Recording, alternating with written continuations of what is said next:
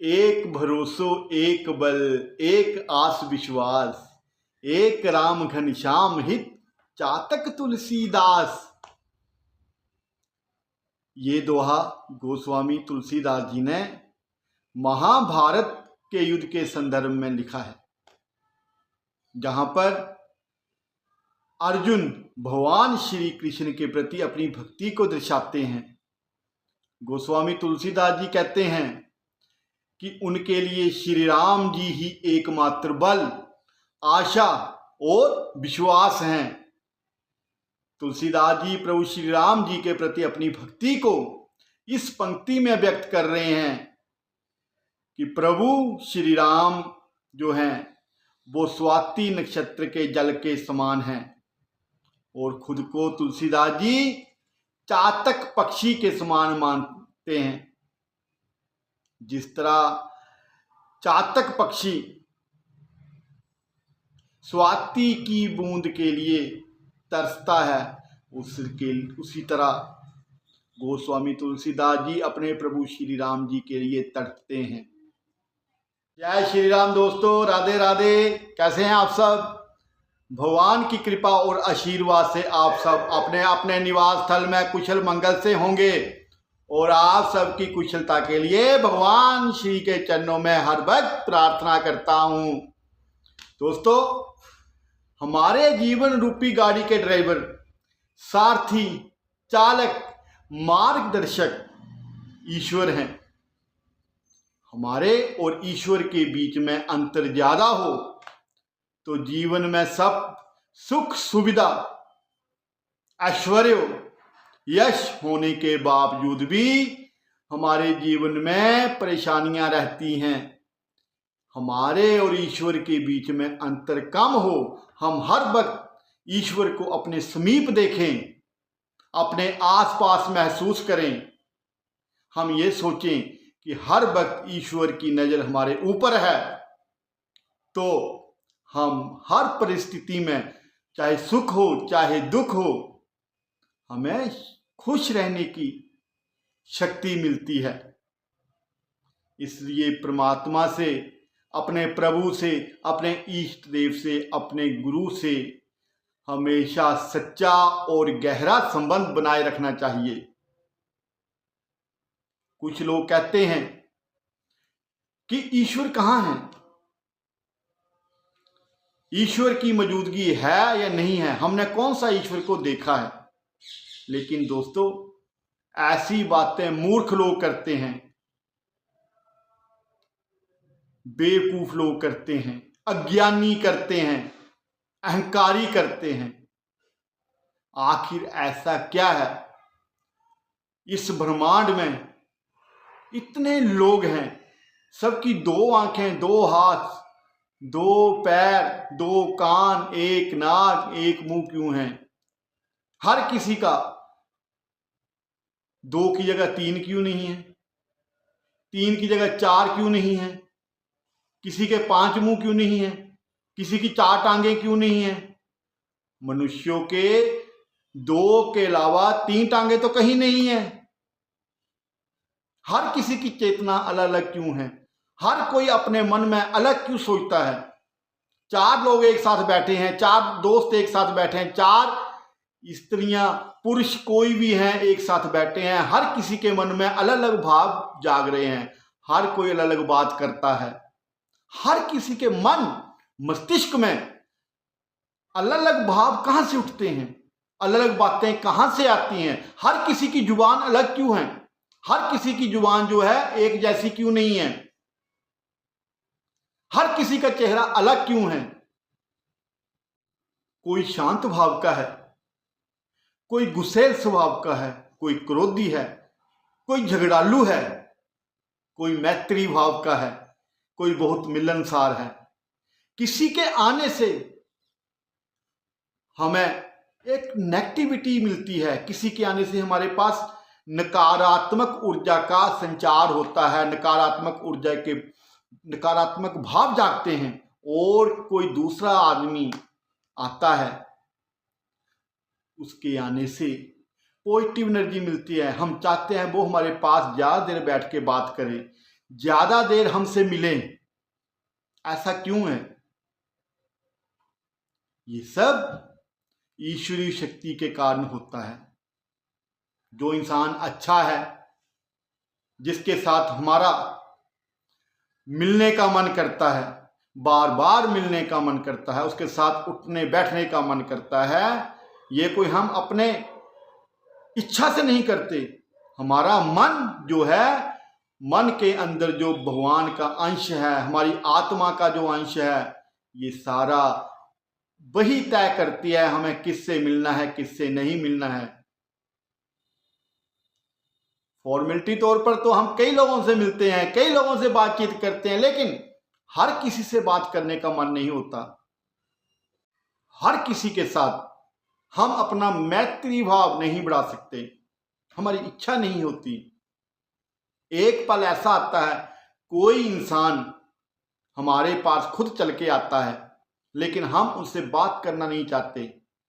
लेकिन कुछ ही पल बाद जब वो चला जाता है, हमारे मन में ऐसा भाव उठता है कि नहीं, उससे मिलना चाहिए। हम उसके पीछे पीछे जाते हैं, उसको ढूंढते हैं, उसको पकड़ कर लाते हैं, उसके साथ बात करते हैं। ये सारी जो बातें होती हैं, ये सारी जो संरचना होती है, ईश्वरीय शक्ति का ही प्रमाण है। जिस प्रकार दूध में मौजूद होने के बावजूद घी दिखाई नहीं देता, फूल में सुगंध होती है, लेकिन उसको हम महसूस कर सकते हैं, उसे देख नहीं सकते। जैसे एक बीज में छुपा हुआ वृक्ष हमारी आंखों से ओझल रहता है, वैसे ही सर्वत्र व्याप्त और विद्यमान रहने वाला परमात्मा को हम महसूस तो कर सकते हैं, लेकिन हमारी अज्ञानता के कारण हम उन्हें देख नहीं सकते। हमारे पास वो ज्ञान चक्षु हैं ही नहीं। ईश्वर तो उनको नजर आते हैं जिनको ईश्वर खुद दर्शन देना चाहें, खुद नजर आना चाहें। वरना मनुष्यों के सामने बैठे हुए होते भी मनुष्यों ईश्वर के दर्शन नहीं कर सकता। उनके दर्शन वो ही कर सकता है जिनको ईश्वर अपना दर्शन देना चाहते हैं। कलयुग में राम नाम का सिमरन अति उत्तम माना गया है। कलयुग, गोस्वामी तुलसीदास जी ने कहा है, कलयुग केवल नाम आधारा, सिमर सिमर उतरे जग पारा। कलयुग में केवल राम नाम के सहारे ही मनुष्यों भवसागर से पार उतर सकता है। राम नाम को लेकर ही, राम नाम की नाव पर सवार होकर ही इस भवसागर से पार होकर मोक्ष की प्राप्ति कर सकता है। प्रभु श्री हरि विष्णु के प्रभु श्री राम जी के चरणों तक पहुंच सकता है। राम नाम के अलावा और ऐसा कोई जरिया, ऐसा कोई साधन गोस्वामी तुलसीदास जी ने भव सागर से पार होने का नहीं बताया है।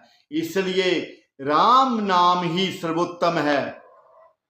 कहते हैं राम नाम लेने वाला व्यक्ति जो होता है उसको कभी नरक का मुंह नहीं देखना पड़ता, वो कभी नरकगामी नहीं होता। इसलिए हर वक्त सुबह शाम उठते बैठते, चलते फिरते, सोते जागते राम नाम का सिमरन करना चाहिए, राम नाम का उच्चारण करना चाहिए।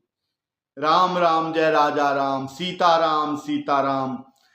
इसके अलावा और कोई वचन और कोई शब्द हमारे मुख से ना निकल पाए, ऐसी प्रार्थना प्रभु श्री राम जी से हर वक्त करनी चाहिए कि प्रभु हमारे सुख में, हमारे दुख में, हम चाहे किसी भी स्थिति में रहें, किसी परिस्थिति में रहें, हंसी में रहें,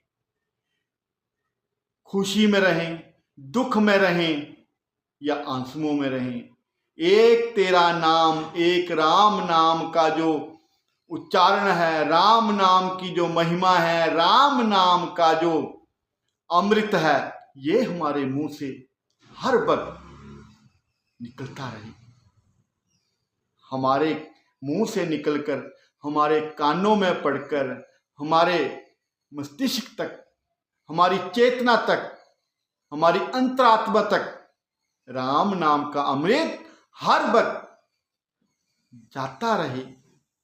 जैसे शिवलिंग के ऊपर कलश से बूंद बूंद पानी शिवलिंग के ऊपर पड़ता है, ऐसे ही राम नाम राम राम हमारे कानों में पड़कर हमारी चेतना को जागृत करता रहे, हमारी चेतना को जगाता रहे और हमें अपने प्रभु के और समीप लाता रहे, ताकि हम परम पिता परमेश्वर ब्रह्मांड नायक श्री राम जी के चरणों तक पहुंच पाएं।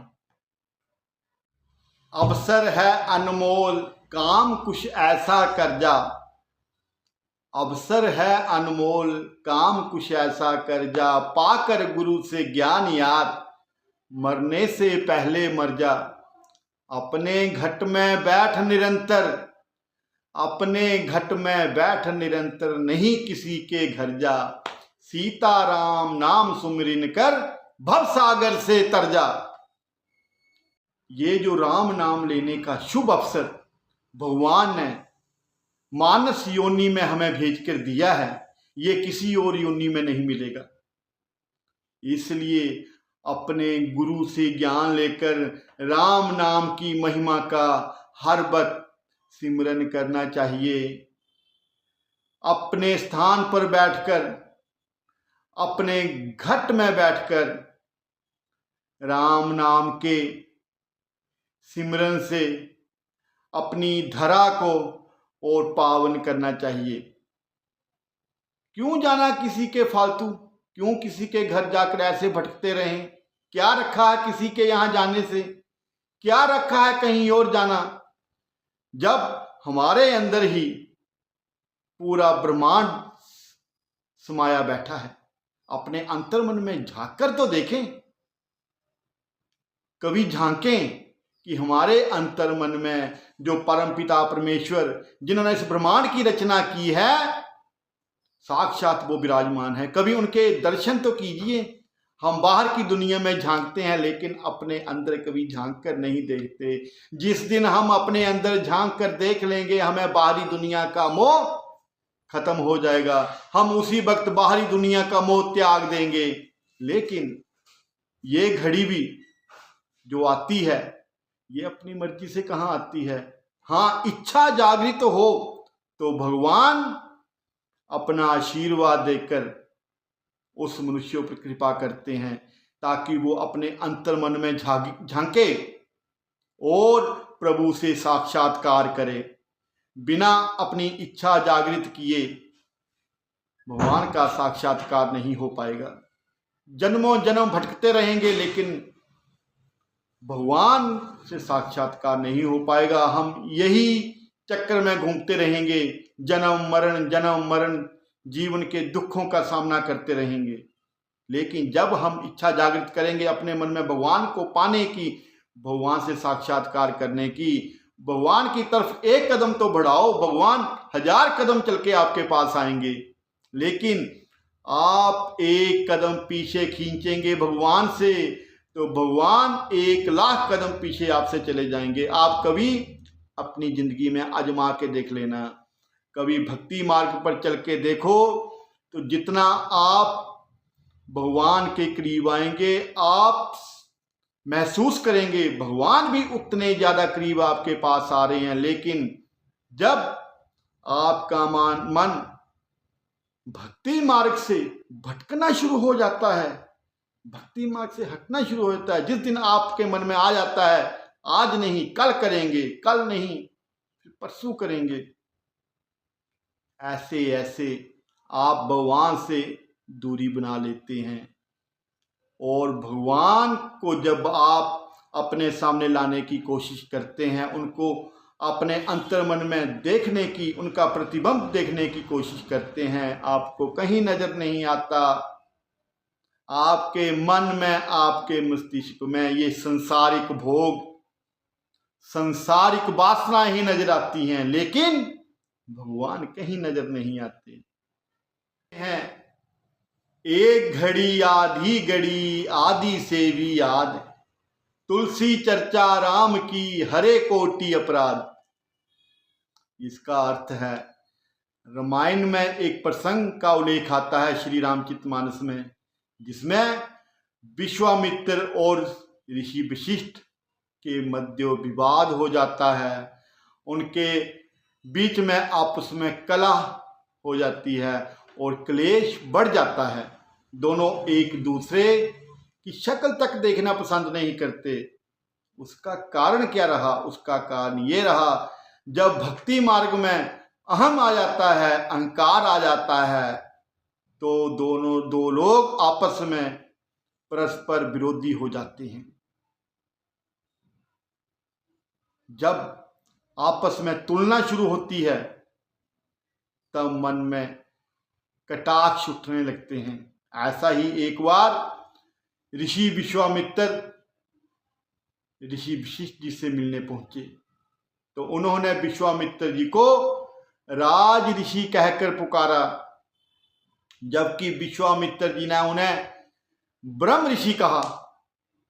इस पर विश्वामित्र रुष्ट हो गए। उन्होंने वशिष्ठ मुनि को अहंकारी कह दिया और इसका उल्लेख कई जगह किया। हर किसी से ये चर्चा करने लगे कि वशिष्ठ मुनि जो हैं, ऋषि वशिष्ठ जो हैं, अहंकारी हैं, अभिमानी हैं, अपने को ज्यादा समझते हैं। और इसका उल्लेख उन्होंने ब्रह्मा जी से भी किया, लेकिन ऋषि वशिष्ठ हमेशा चुप रहे। उन्होंने कुछ नहीं कहा, उन्होंने कभी कोई प्रतिक्रिया नहीं दी। वो जिस तरह रोजाना के अपने क्रियाओं में लगे रहते थे, उसी तरह लगे रहे। विश्वामित्र जी को समझाने की कोशिश पर विश्वामित्र जी नहीं माने। उनसे काफी विचार विमर्श किया, उनको समझाया बुझाया, लेकिन फिर भी नहीं माने। जब नहीं माने, दोनों के बीच विवाद बहुत ज्यादा बढ़ गया, तो ब्रह्मा जी ने दोनों को शक्ति परीक्षण करने को कहा।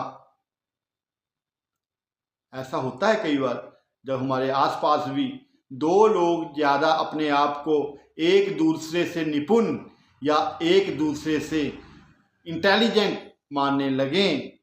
कोई 1 नंबर पे होता है तो कोई 2 नंबर पे होता है। अगर दोनों बोलें हम 1 नंबर पे हैं, तो फिर उनका मुकाबला करवाया जाता है। जो मुकाबले में जीतता है उसी को नंबर 1 की पदवी हासिल होती है, उसी को नंबर 1 माना जाता है, उसी को गोल्ड मेडल मिलता है।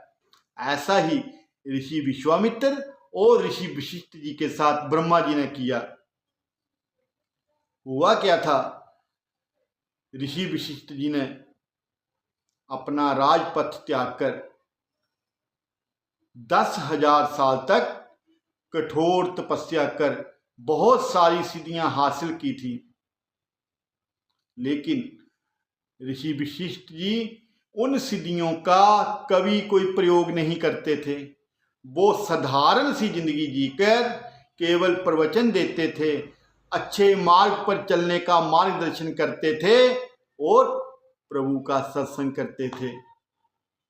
दरअसल ऋषि विश्वामित्र जी ने राजपथ त्याग कर 10,000 साल तक तपस्या की थी और तपस्या करके बहुत सारी सिद्धियां हासिल की थी।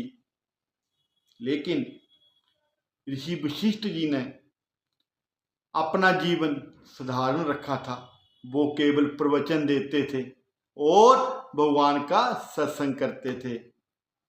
उन्होंने इतनी तपस्या नहीं की थी जितनी विश्वामित्र जी ने की थी। उनके वशिष्ठ जी के पास कोई सिद्धि नहीं थी और वो सूर्य वंश के कुल गुरु थे। हमेशा राजपाट के मध्य रहे, राजधानियों और राजाओं के मध्य ही रहे थे, जबकि विश्वामित्र जी इन सब का त्याग कर चुके थे। ब्रह्मा जी ने दोनों को परीक्षा के लिए बुलाया और उनसे अपनी अपनी शक्तियों को बताने के लिए कहा। साथ में ही माता भूदेवी को बुलाया, माता पृथ्वी को बुलाया, धरती माता को बुलाया कि आप इन दोनों के बीच में कौन नंबर 1 रहता है, कौन विजेता होता है, उसका फैसला करेंगी। ब्रह्मा जी ने कहा कि मैं अपनी शक्तियों को वापस ले रहा हूं और मेरी शक्तियों के हटने से धरती रसातल में चली जाएगी, पाताल की ओर खिसक जाएगी, लेकिन इसका स्थान नहीं बदलना चाहिए, अन्यथा पूरी की पूरी सृष्टि चरमरा जाएगी। सारी सृष्टि में भूकंप आएंगे, घोर तबाही होगी। लेकिन ये आप दोनों के ऊपर निर्भर करता है कि धरती का स्थान मात्र भर भी नहीं हिलना चाहिए, लेकिन मैं अपनी तरफ से मेरी शक्तियों के हटने से धरती रसातल की ओर जाने को तैयार है। अब घोर दुविधा होगी, धरती के ऊपर घोर विपत्ति आने वाली थी, क्योंकि ब्रह्मा जी की शक्तियों के हटने से धरती माता पाताल लोक में जाने को तैयार थी और विश्वामित्र और वशिष्ठ मुनि जी के ऊपर जो भार आ चुका था ब्रह्मा जी की वाणी का, उनके वचन का, कि धरती मात्र भर भी नहीं हिलनी चाहिए। अब असली परीक्षा की घड़ी शुरू हुई। विश्वामित्र जी और वशिष्ठ जी इस शर्त को मान गए, वो तैयार हो गए, मुकाबले के लिए तैयार हो गए। विश्वामित्र जी अपनी समस्त शक्तियों और तप का वास्ता देकर पृथ्वी को रोकने की कोशिश करने लगे, पर वो 2 हाथ नीचे चली गई। जैसे जैसे विश्वामित्र जी ने अपनी शक्तियों का आह्वान करने की कोशिश की, अपनी शक्ति, अपनी तपस्या का सुगंध देने की कोशिश की, धरती 2 हाथ नीचे को चली जाती थी। तब ब्रह्मा जी ने विश्वामित्र जी से कहा, विश्वामित्र जी, अब मुनि वशिष्ठ जी को मौका दिया जाए, आपकी परीक्षा पूरी हो चुकी है, अब आपका रिजल्ट आएगा। अब वशिष्ठ मुनि जी की बारी थी।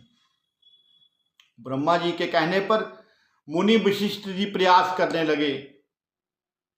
उन्होंने कहा, मेरे सत्संग की 1 घड़ी से, बात को आप ध्यान से सुनना, मुनि वशिष्ठ जी ने क्या कहा। वशिष्ठ ने कहा, मेरे सत्संग की 1 घड़ी से, आधी घड़ी से, आदि से भी पुनि आदि में जो शक्ति हो,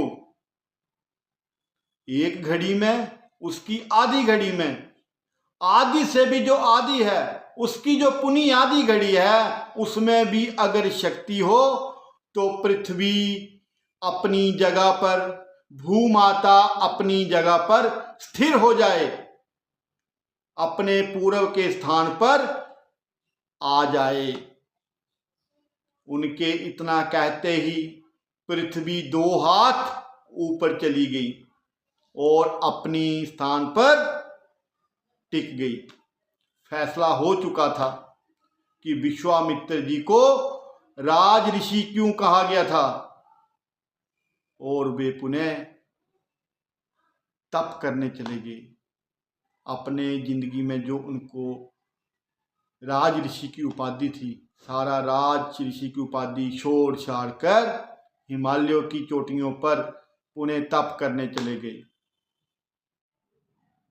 ये प्रभाव है, यही प्रभाव था और यही प्रभाव हमेशा रहेगा अध्यात्म का, राम नाम का, जिसके बल पर प्रभु श्री राम जी ने भी आगे चलकर भगवान शिव का पिनाक धनुष तोड़ डाला था।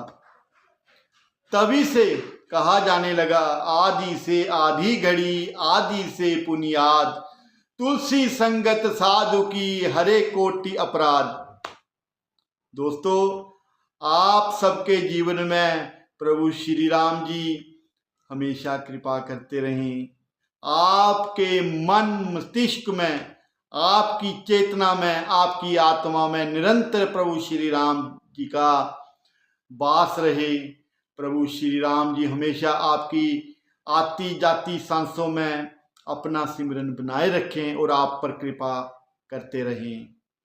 आपकी जिंदगी में जाने अनजाने कोई भी अपराध हो, मानुष्य शरीर है, पंच तत्व का शरीर है, अपराध बहुत हो जाते हैं। आंखों से हो जाते हैं, कानों से हो जाते हैं, जीवा से हो जाते हैं, हाथों से हो जाते हैं, पैरों से हो जाते हैं।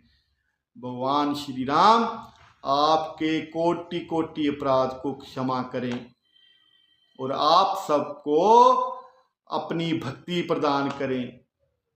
आपको वीडियो अच्छा लगे इसको ज़्यादा से ज़्यादा शेयर करना,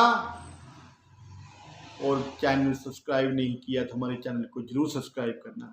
जय श्री राम, जय सीताराम, राधे राधे।